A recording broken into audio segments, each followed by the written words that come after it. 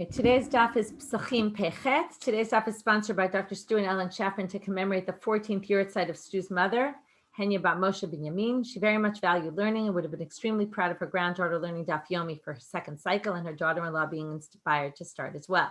And by Alana Reback Rand in memory of her grandfather, Harvey Reback, Yechiel Yaakov and Moshe Alevi, on the occasion of his Shloshim. Zaidi showed us what it means to live life to the fullest and to be a true mensch. May his neshama have an aliyah. Okay, we're going to start now at the bottom of Pei Zayin Amud Bet. Just to quickly review, we're in the middle of understanding different drashot about why the Jews went to Babylonia, why they were exiled specifically to there. So we're going to see 5 reasons. Today we're going to see the 5th. We already saw 4. Quickly to go through, we saw that they couldn't handle the Roman decrees, so therefore he sent them to Babylonia. Number 2, Babylonia, the opposite, was the worst. And therefore, once they get down to the real depths, that's when God will help save them. Number 3, their language is like the language of the Torah, right? Aramaic is similar to Hebrew. So therefore, they'll be able to learn Torah better. Number 4, God said, if we're going to send them somewhere, send them back to where they came from, which is Or Kasdim. That's where Abraham was originally. That's where his family was from. So yes, it's true, it's sending us back, but it's sending us away. But if it's going to send us somewhere, better send us to where we came from. And now we're going to see the 5th answer, totally different answer. Ula Amal, the last 4 words of the daf. Kadesh yochlutz marim v'yasku b'Torah. It's a little bit similar because it's about the idea to make it easier for them to learn Torah, but saying they have so many dates there. There's dates, plenty of dates. And therefore, because they'll have dates to eat, interesting to think man cannot live on dates alone. Apparently, you can just live on dates according to this. So if they ate dates, then they'd be free to learn Torah because there's plenty of dates. Well, we're going to hear an interesting story. I believe we had the story before, maybe not. It comes up in Ta'anit. I guess that's where I remember it from, or maybe from here. Anyway, Ula Pumbedita. Ula comes from Israel, and he goes to the city of Pumbedita. And you come from afar and you notice the things that are different from where you're coming from. So what happened? They bring him a big basket of dates. It's interesting because Israel is known for their dates also, right? But maybe they didn't have as many dates, maybe then also, tough to know. Amar luhu kama kihani bezuza. How much can you get? How many of these for a zuz? Amrule tlat bezuza. 1 zuz, you get 3 baskets full of dates. So here's Ula's reaction. Now, this is what happens when you come from afar and you see something and you say, wow, here things are different. And then you start to be a little bit critical, or maybe a lot critical. And he says, Amar, melot sana deduvsha bezuza. You can get a whole big basket of dates, of honey from these dates for a mezuz, even though you can really get 3. But I guess a tzana must be a bigger, 3 of those together, those baskets fill up a tzana. You could get a whole thing of this in a zuz. And bavle lo aske ba'oraita, and yet these people still don't learn all day. In other words, they don't even need to work. You can just get these dates so cheap. You barely need to work. And yet I see there's people here who don't learn Torah. How could that possibly be? Well, let's see what happens to him. Bilayla tsa'aruhu. Okay, at night he got sick. He had diarrhea from all the dates he ate. He got totally stomach sick. Amar, now all of a sudden he changes his approach. He says, maybe he realizes he got punished. It's possible you could read this as a punishment for being critical of other people. And he kind of made him rethink. And he says, Melot sana sama demota bezuza bebavel. Wait, a whole thing of it, right? You can get this for so cheap, this sam hamavet, this thing that can kill you. Okay. And ubavle aske ba'oraita. And yet, in other words, the Bavli must have stomach problems all the time. And yet they still make time to learn Torah. Wow, I'm in awe of these people. Okay, so he clearly does a total shift of thinking and all of a sudden realizes I have a lot of respect for all the Bavlim, right? It's like looking at the half cup full of the half cup. Is the cup half full or the cup half empty, right? First he was looking at all the people who didn't learn, and then he looks at the people who learned and say, wow, I'm in awe of you. Okay, interesting story. We'll move on. Amar Rabbi Elazar. So Rabbi Elazar had brought some drashot, right? And I mean, right, maybe I didn't say this clearly enough as Tovas pointed out, but this obviously shows you that you shouldn't judge, I'll spell it out explicitly. You shouldn't judge other people. Certainly, this is a classic example of don't judge someone until you understand what they're going through, right? So once he realizes what they're going through, he then understands better who they are and what they're going through. So, right, it's a very important lesson. Never to judge anyone until you're going through what they're going through. And even then you shouldn't, because everyone deals with things differently, right? There's no way you even really know what anyone else is actually going through. So you should really just never judge anyone at all. ואמר רבי אלעזר, מהי דכתיב הלכו עמים רבים ואמרו לכו ונעלה על הר השם על בית אלוהי יעקב. This is a verse from the beginning of Sefer Yeshayahu, when he says there's going to be a time when all the nations are going to come and they're going to say, let's go up to the mountain of Hashem, to the house of the God of Yaakov. So it's obviously something strange in this verse. Elohei Yaakov, v'lo Elohei Avraham v'Yitzchak. Why is it the house of the God of Yaakov and not the house of the God of Abraham, Yitzchak, and Yaakov? Ela Loka Avraham. Okay, now if you remember, way back in Brachon, and it's very famous, so you probably remember it, which is Tfilot Keneged Avot Tiknum, right? We have the 3 Avot, and each one corresponds, each of the patriarchs corresponds to a different prayer. So we have Avraham, he got up early to go to the Akedah, but Vayashkem, early, Shacharit. We have Yitzchak, he went out, Lasuach Basadeh, Lifnot Erev, in the afternoon, he gets Mincha. Yaakov, he gets to Beit El, right? Vayifga b'makom vayalan sham, and he sleeps there, nighttime. This is a less known midrash, but very, very interesting. And it's comparing the 3 fathers and those stories, the Akedah, the Vayetze Yitzchak Lasuach Basadeh, and Yaakov when he goes to Beit El, but it's focusing not on the time of day, it's focusing on the location, where they prayed. So now it's very interesting. So it says here, Elaloka Avraham shekatu bo har. Where did he go up? He went up a mountain. Shneimar asher yamer hayom bahar Hashem yira'eh. V'lo b'Yitzchak, right by the Akedah. V'lo b'Yitzchak shekatu bo sadeh. Shneimar vayetze Yitzchak lasuach basadeh. And not by, so not by Avraham where it said he went up a mountain. Not by Yitzchak who said he went out to the field. Ela ki Yaakov shekra'o bayit. Yaakov called it a house. Shneimar vayikrat shem hamakom ahu Beit El. This is the house of God. This is a great image. You have, what's the idea here? We don't want the mikdash to be a hal. If it's a hal, what does that mean? A har is a mountain. You have to climb it, right? It's not easy to climb a mountain, right? I went on a hike on Friday, right? We were climbing up this high mountain. We went on Har Tavol. It's not easy to climb up a big mountain, right? The mikdash, you don't want it to be this far away place that's hard to achieve. Yitzchak went out to the fields. Now, if you remember the fields, we learned this on Eruvin, the fields were all outside the city. It's like, okay, here's where I live, and my mikdash is over there. No, the idea of the mikdash is your house. It's where you live. It's your abode. And only Yaakov reached that level. It's very interesting. Or again, whether it's that Yaakov reached that level, the other ones didn't reach the level. That's not even necessarily what it's trying to say, but it's saying Avram reached that level even though it was a mountain. And Yitzchak went out to the field, and that was great for him. But for the average person, right, that might seem distance, too hard to achieve.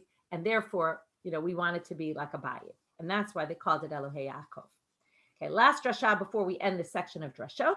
Amar Rabbi Yochanan, Gadol kibbutz galiyot yom shedivreu bo shamayim va'aretz. We talked yesterday about Israel, and there we specifically talked about lizarot, to scatter, and how the Jews are going to be scattered. Today we're going to use Yisrael as milashon zera, to plant, okay, and that they're going to be planted.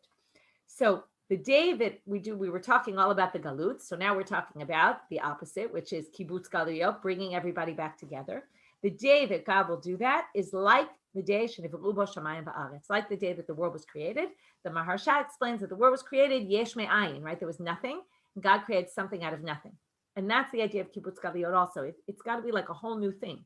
To bring everybody back is, right, super big challenge, right? We know from today, each operation to try to bring people from Ethiopia and try to bring people, right? It was a whole big to do, right? So the day that, right, if you could do that all in one day, magic, it's like a yesh me'ayin.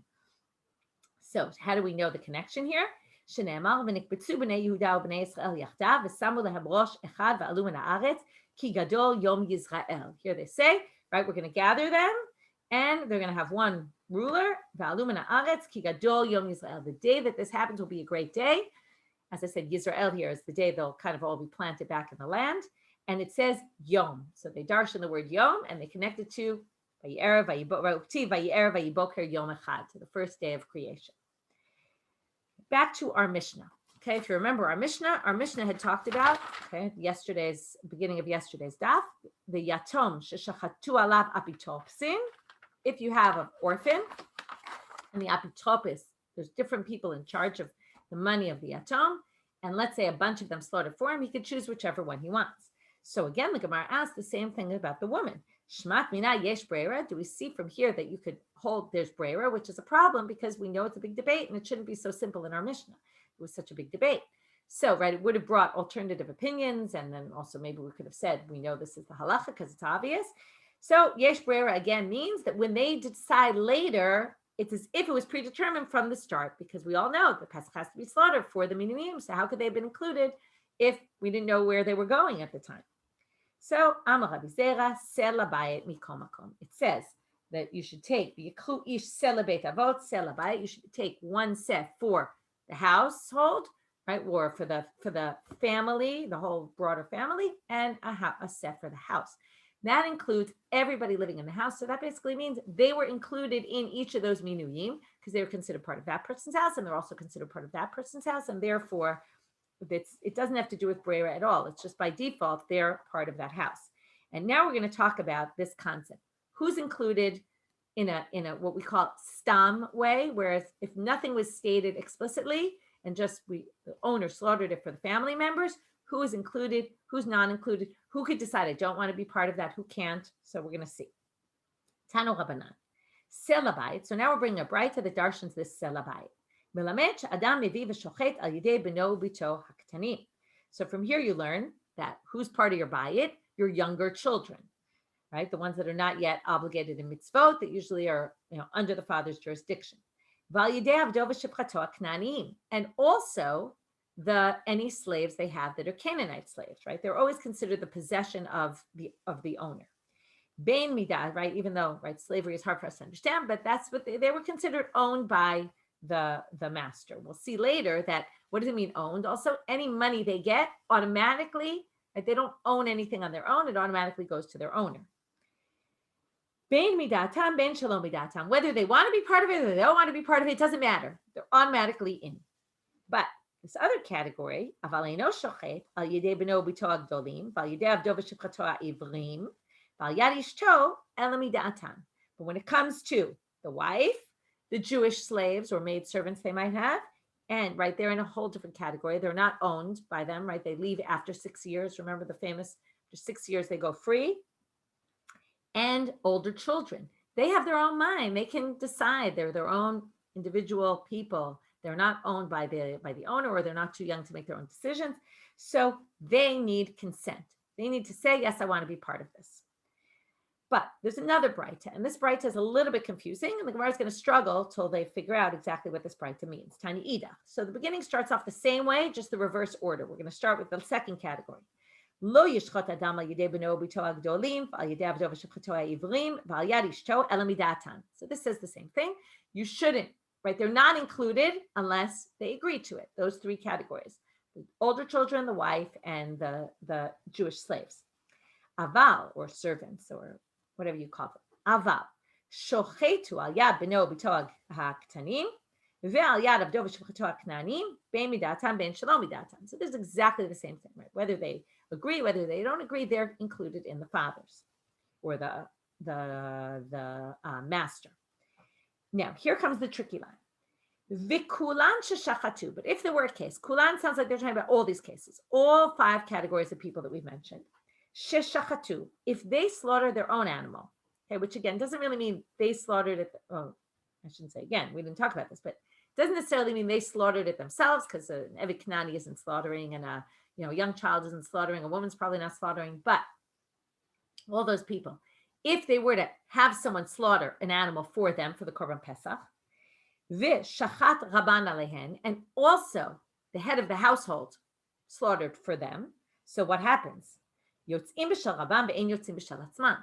They don't fulfill it through their own. Chutz min ha'isha shechola limchot. This is a little strange, right? It says all 5, other than we're going to take out the woman. The woman can protest.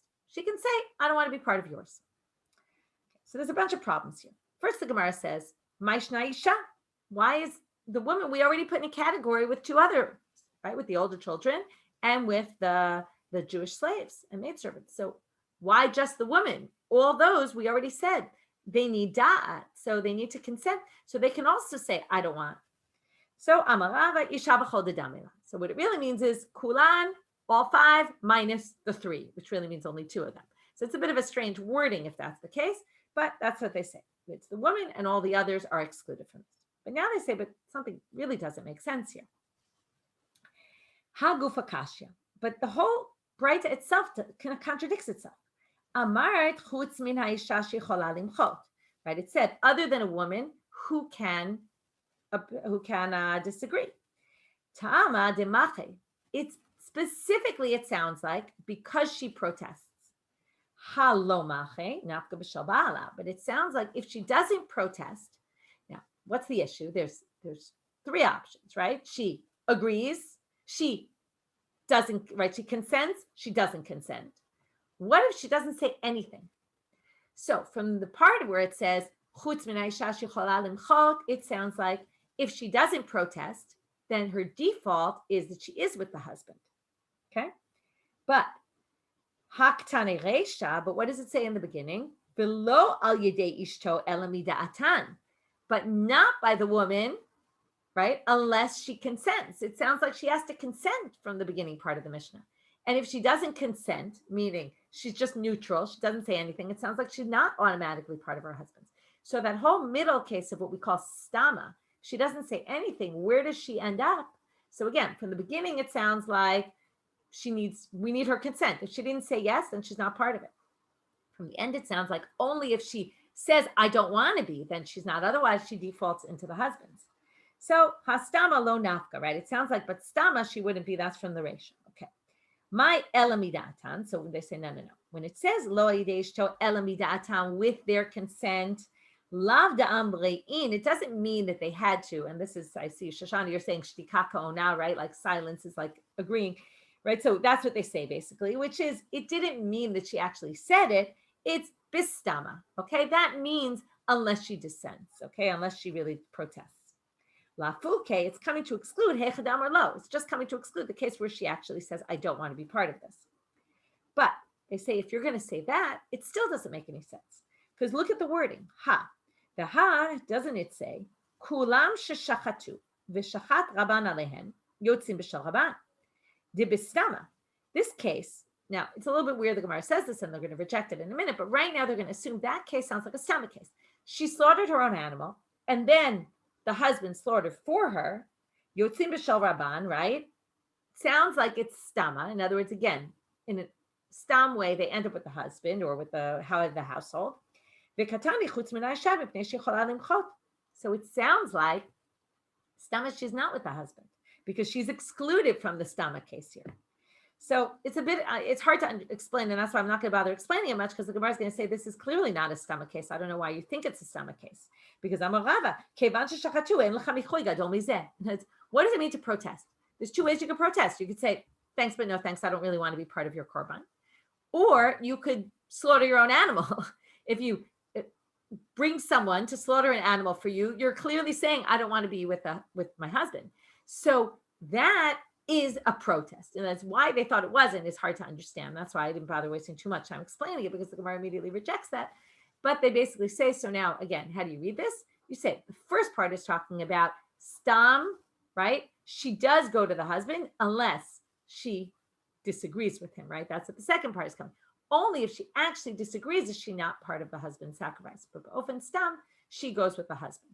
Okay, and likewise, anyone who's in her category. Whereas the others, right, the small children and the Evet Knani, if they go slaughter their own korban and they don't want to be with the husband, the head of the household, that doesn't work. Okay. Okay. Evet shel shnei shutafim. Now we're going to get into these tricky situations about one. The first is a servant who's owned by a slave who's owned by 2 masters. We're talking about again an Evet Knani, and means one day he works for one day he works for the other. And we said, okay, let's look back in the Mishnah. The Mishnah says exactly, lo yochal mishal shtehem. You can't eat by either of them, which we kind of explained according to the Meiri, which made a little more sense. It's talking about a case where the head of the household had just said the people in my household. And because he only owns half of the person, he wasn't including that person. So now we'll see a bit of a different reason also, but we'll see a contradiction here first. Ramile Rav Eina Saba le Rav Nachman. Rav Eina Saba comes to Rav Nachman and says, I have a problem with this Mishnah. It says, Tanan Evet Shal Shnei Shutafim lo yochal mishal shnehem. Can't eat from either. V'hatanya, but a different Braita says, Ratzami zeochel, Ratzami zeochel. He can choose one or the other. So how do we reconcile this? Amrle Eina Saba, he says to him, Eina Saba, he calls him by name. Or Amrela, he says, Patya Ukama. Okay, you're a blackened, I think it's like blackened face. Okay, and that's because they say because you learn a lot, your face can turn black, or you're ugly. There's different ways of explaining it. Oh, vessel. You're a vessel. You're a black vessel. Okay, which is some people say it's an indicator of his face, or that you're a blackened vessel. It's used as a compliment, even though it doesn't sound like a compliment. There's different explanations. But mini uminach tistayim shmatita. This is a great line. He says there's a few great lines in today's talk. So this is one of them. He says, between me and you, we'll get to an answer. Now, what does that mean between me and you? He asked the question and he's going to give the answer, right? So what does it mean? It means because you asked me the question, it made me think about it and come to an answer. If you hadn't asked me the question, I wouldn't have thought about it. And this is a teacher. I could definitely testify the fact that everybody's questions make me think better about what it is that I'm teaching. And right, a sign of a good teacher is to say, it's good to ask questions, right? Some teachers are intimidated by questions. Maybe they won't know the answer, but questions are the way we learn. So he's basically saying, right, because you asked me a question, that helped me get to an answer. So between the two of us, we got to an answer, which is a very beautiful way of saying it. So now what's the answer? Matnitim b'dekapte ahadade, braita de lo kapte ahadade. The Mishnah is when they're makpid zalze, meaning this guy is owned by two people. And there's a little competition here. So it could be, one of the explanations is that neither owner wants it to work for the other one to count him, right? Each one is not allowing him to eat by the other. They're basically saying, I own you, you can't eat with him. Why? Because they're worried if he eats with the other guy, he'll be more partial to him, right? He'll feel more indebted to him. And you don't want that to happen. You want him to feel more indebted to you. So each one is kind of preventing, because they each, so to speak, their da'at works in place of the eved's da'at. It's a crazy thought in our modern world, right? That you can decide for somebody else who's a grown person, right? Maybe children you could understand. Even there, some people say, you shouldn't make decisions for your children. But here, it's even worse because they're grown people, but yet they say they can basically decide and then say, I'm not letting you eat there. And the other one can say, I'm not letting you eat there. And then he basically is stuck. Now we get to a person who's even more stuck, which is a chetzio eved v'chetzio ben chorin. Right? This is a really strange case where he's chetzi, right? Oh, and then the Braita, by the way, which says he can, is because neither one cares where he eats, and therefore he can be included under both. Okay, either there or there. So what about this chetzio eved and chetzio ben chorin? Lo yochal mishel rabo, right? So he can't eat mishel rabo. Now it doesn't say he can eat. What about his own? So they assume, it says you can't eat shel rabo, but mishel rabo de lo yochal ava mishel atzmo yochal. Can eat his own. Now, what's this case? Remember, someone who's owned by two owners, one of them redeems him. Remember, he's in this weird state now because half of him is free. Now, remember, free for an Eved Knani becomes Jewish because he does a pseudo conversion when he becomes an Eved Knani. He does a Brit Milah, and he automatically, it's a very strange situation, automatically becomes a Jew when he's freed. So this person sounds like because he's half free, he can eat his own sacrifice. However, Hatanya, this contradicts a Braita. Lo yochal lo mishel lo mishel rabo. You can't eat either one. So lo kashya kan ki mishnah rishona kan ki mishnah achrona. Now here, there's going to be, it's not clear which is which, and let's understand first what this mishnah rishona mishnah achrona is, and it's a very, very famous machloket Beit Shammai Beit Hillel because it's about in general someone who has this status. Ditnan. So Mishnah Rishona means what Beit Hillel thought originally before they changed their mind. Mishnah Achrona is what Beit Hillel concluded in the end. So what's this situation? Ditnan. There's a Mishnah that says, Misha Chetzio Eved. I actually forgot where this Mishnah is, even though it's very famous. Eduyot. Mishnah in Eduyot, Parak Aleph, Mishnah Yud Gimel. Okay, I looked in the Masoret HaShas. If you want to learn how the daf works, right? The Masoret HaShas tells you where you can find things. Misha chetzio eved v'chetzio ben chorin. So what does he do if he's half free, half slave? So what do you do every day? So one day he goes to work for his master, and the other day he's home and he does whatever he wants. Beit Shammai omrim tikantem et rabo. Okay, so that resolves the issue from the perspective of the person who owned him. he doesn't get messed up just because the other guy freed him, because he still has his Eved exactly how he had him before, every other day. That's fine. But at that smolo tikantim, but you're not looking at himself. It's very interesting that Beit Shammai is the one who's sensitive. You usually think of Beit Hillel as the one who's a little more sensitive. Beit Shammai is saying here, you've created a crazy situation here. What's the problem? We talked about this yesterday a little, even though it didn't come up in the Gemara yet, but Lisa Shivcha ino yachol, shekvar chetzio ben chorin. He's half, so he's half free and half slave. So Lisa bat chorin eno yachol, because he's adayin chatzi eved, right? So he can't marry a shivcha because he's still half free. He can't marry a free woman because he's also, right, like, which means a Jewish woman, because he's also half slave. So yibatel, right? I see you're saying it's also in Gittin. It definitely comes up in Gittin, whether maybe it also is in the Mishnah. There's a bunch of Mishnayot and Eduyot that come up in two places. So it could be it's in the Mishnah there too. But according to this, it's definitely an Eduyot. So it makes sense it comes up in Gittin, because there it talks about Tikkun Olam, which is what we're going to use here. And there it's all the Mishnayot of Tikkun Olam. So it must be within that slew. Okay, so now. So he's stuck. He can't marry a slave. He can't marry. Okay, so fine. So he's stuck. But what does Beit Shammai say? This maybe is why it matches Beit Shammai. Beit Shammai has a very clear, this is what the purpose of the world is. You have to reproduce. You don't do that, you're not fulfilling the purpose of the world. Okay, right? Obviously, putting aside people who try to have children can't, or there's like a whole separate issue.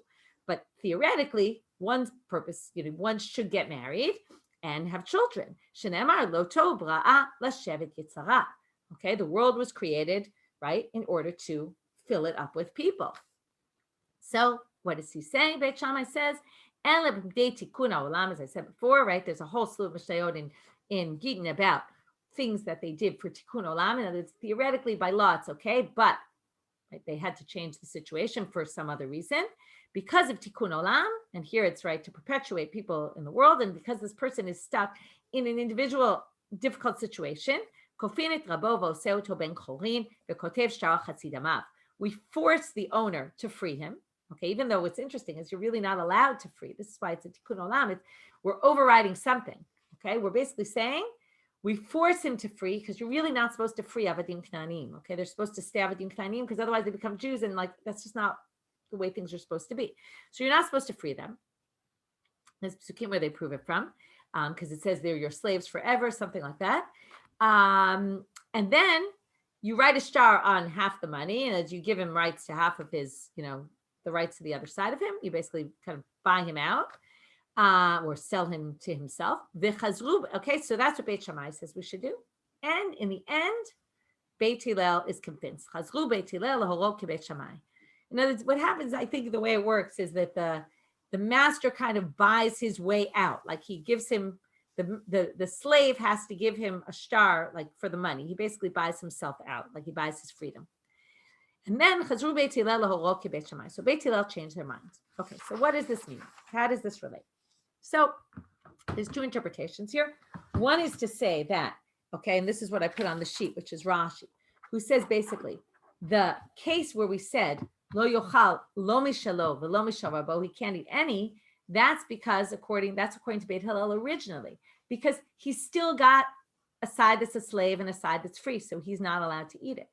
But according to Mishnah Shniya, where we force the master to free him, then we basically say at that point, even if he hasn't freed him, you're basically free because the law says he has to free you. So it's as if you're free, and then you can eat your own korban.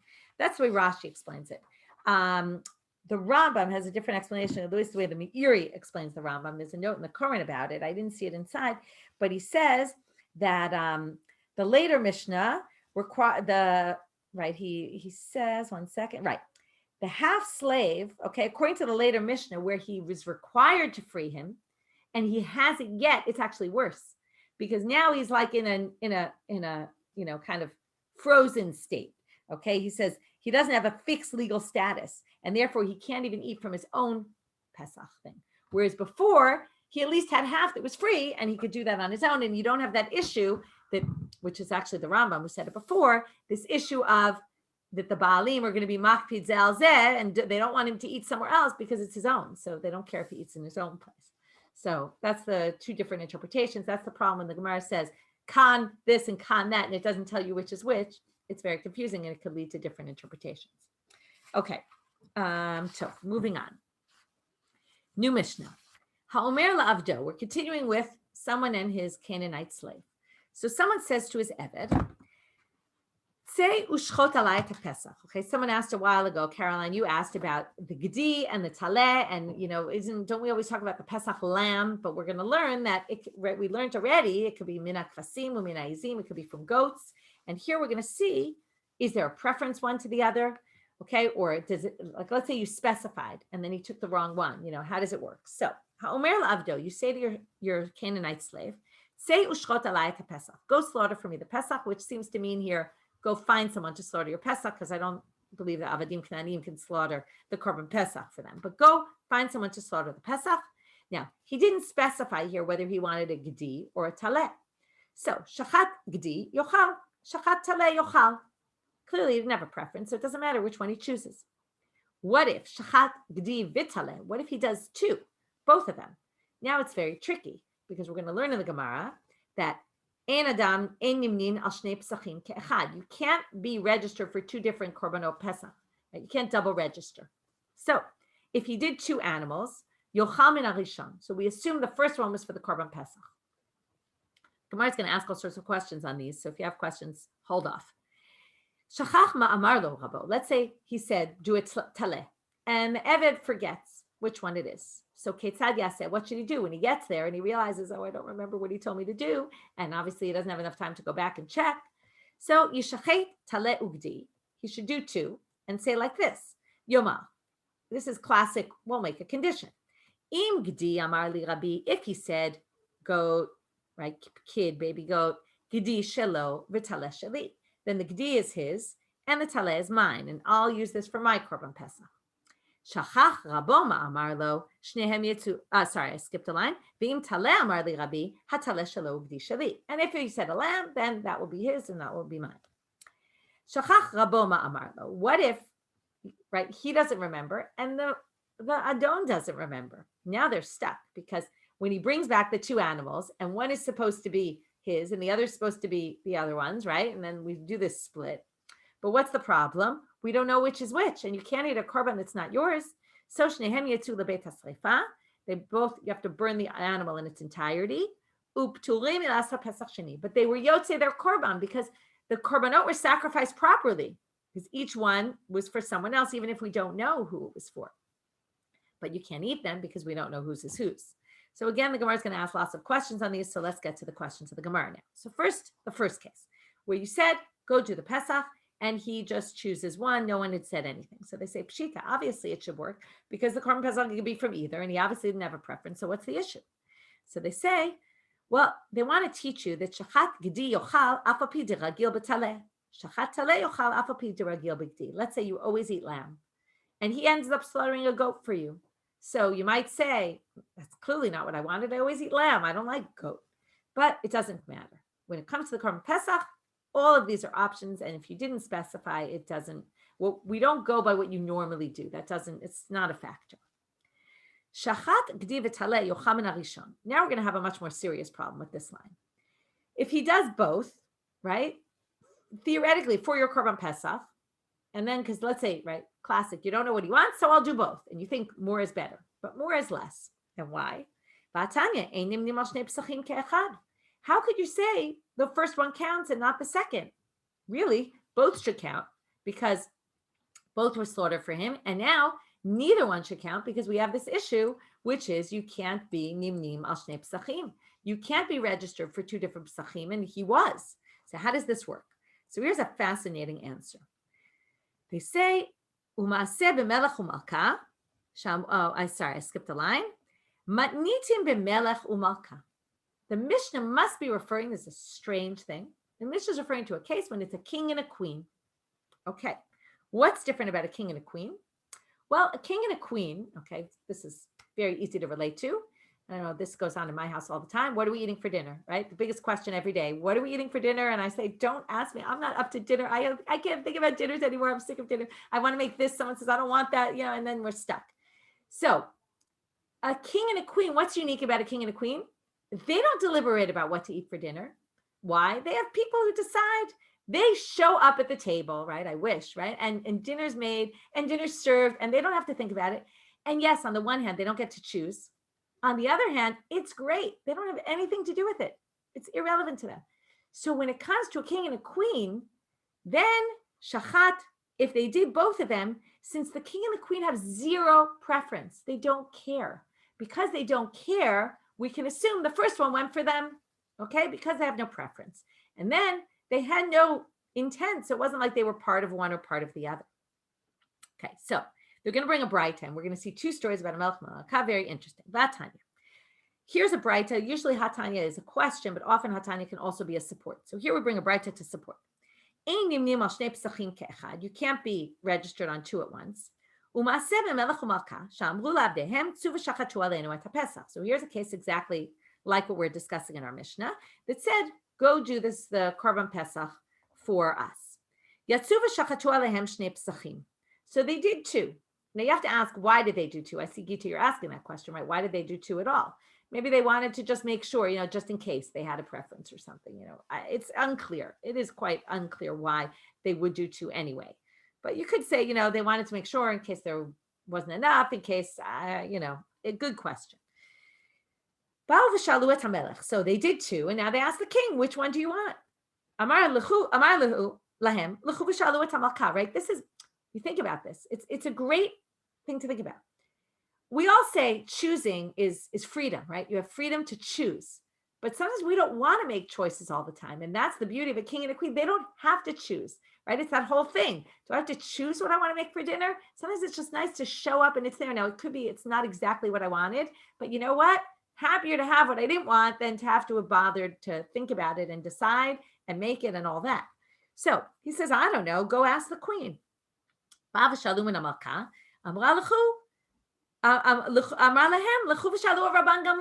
She says, I don't know. Go ask Rabban Gamliel what we're supposed to do. In other words, I think what they're struggling here is they did two Pesachim and they didn't know what they're supposed to do now.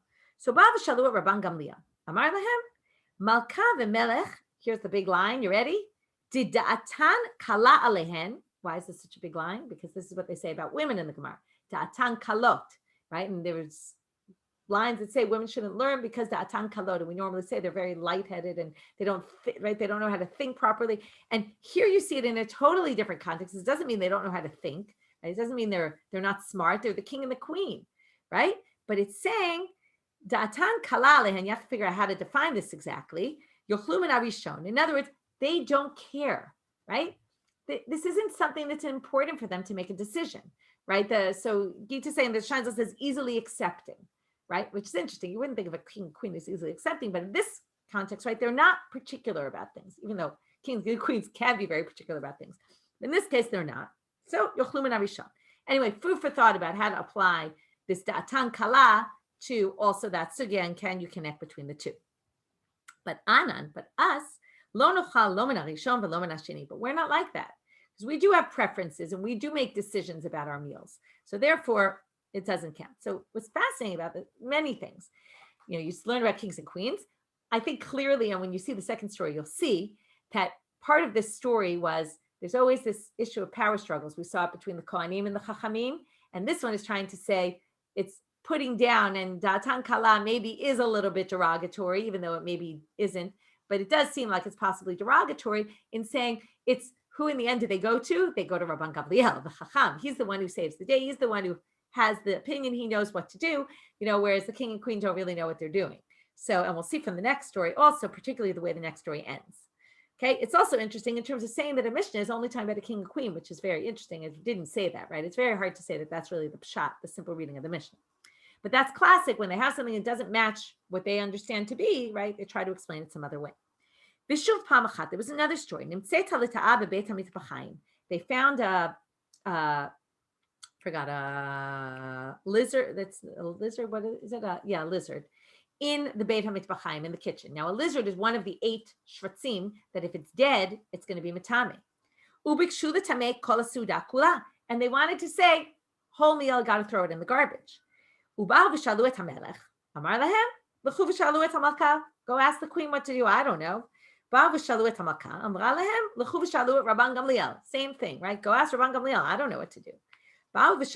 So they asked him, Amar lahem, Beit Mitmachayim roteach hotzonein, classic rabbi, right? He starts asking the questions. Was it hot? Was it in hot water? Or was it in cold water? Amru lo roteach. They said it was in boiling water. Amar lahem, l'chu v'atilu alehem aleh kosh hotzonein. Go pour cold water on it. Halchu v'atilu aleh kosh hotzonein v'richashan. It started to move a little, which showed that it wasn't really dead. V'tiher Rabban Gamliel kol hasuda kula, and he said, the whole meal is great. Nimtza melech taloi b'malka. Right, it was probably dead, but it moved a little. That was enough for him to say it's still alive.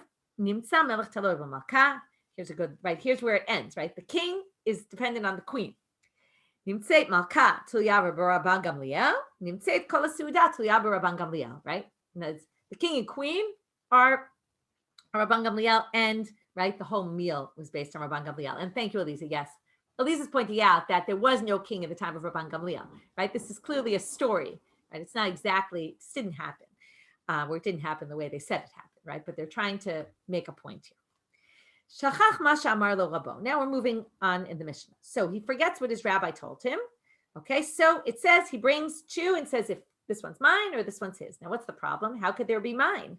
Shali masha kana avdo kana av eved kana rabo. He doesn't have anything that belongs to him. Everything that he acquires goes straight to the owner. So we can't have a korban just for him.